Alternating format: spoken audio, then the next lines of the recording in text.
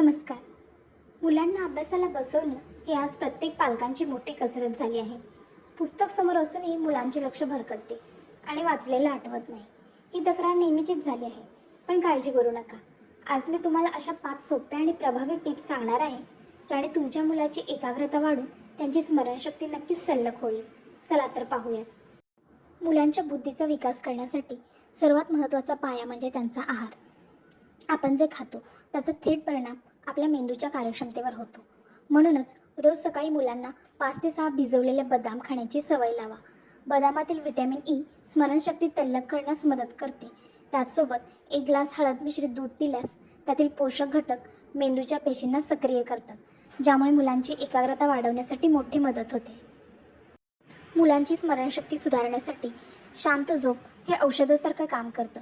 दिवसभर मुलं जे काही वाचतात किंवा शिकतात ते झोपतच त्यांचा मेंदू कायमस्वरूपी साठवत असतो. 10 ते 12 वर्षांच्या मुलांच्या मेंदूच्या विकासासाठी किमान 8 ते 9 तासांची सलग झोप मिळणे अत्यंत आवश्यक आहे. जर झोप अपुरी असेल तर चिडचिड वाढते आणि एकाग्रता कमी होते. म्हणूनच रात्री झोपण्यापूर्वी किमान 1 तास आधी मुलांच्या हातातील मोबाईल बाजूला ठेवा, जेणेकरून त्यांची शांत आणि गाढ झोप लागेल.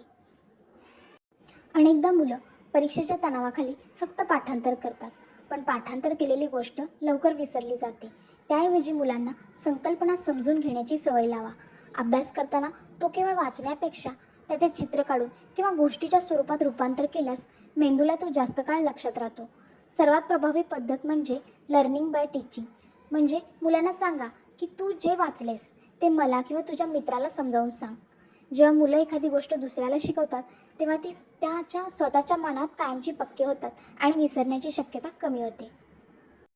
शारीरिक हालचाल आणि मानसिक शांती यांचा बुद्धीशी जवळचा संबंध आहे. म्हणूनच चौथा उपाय म्हणजे व्यायाम आणि प्राणायाम. मुलांना रोज किमान 10 मिनिटे भ्रामरी प्राणायाम करायला सांगा. यामधील कंपनांमुळे मेंदू शांत होतो आणि एकाग्रता कमालीची वाढते. तसेच मुलांना केवळ घरात न ठेवता त्यांना रोज थोडा वेळ मैदानी खेळ खेळू द्या. धावण्यामुळे किंवा खेळण्यामुळे मेंदूत रक्ताभिसरण वाढते, ज्यामुळे मेंदूला पुरेसा ऑक्सिजन मिळतो आणि बुद्धी तल्लख होते. तर पालकांनो, हे साधे पण अत्यंत प्रभावी घरगुती उपाय तुमच्या मुलांच्या दिनचर्यात नक्की समाविष्ट करून पहा. लक्षात ठेवा, कोणत्याही बदलासाठी संयम हवा. याचे परिणाम दिसायला थोडा वेळ लागेल, पण सातत्य ठेवल्यास तुमच्या मुलांच्या प्रगतीत नक्कीच फरक दिसून येईल. पालक म्हणून आपण दिलेला थोडा वेळ आणि योग्य सवयी मुलांचे भविष्य उज्ज्वल करू शकतात. जर तुम्हाला हा व्हिडिओ उपयुक्त वाटला असेल तर लाईक नक्की करा आणि इतर पालकांना मदत करण्यासाठी त्यांच्यासोबत हा व्हिडिओ शेअर करा. अशाच नवीन माहितीसाठी आपल्या चॅनलला सबस्क्राईब करायला विसरू नका. धन्यवाद.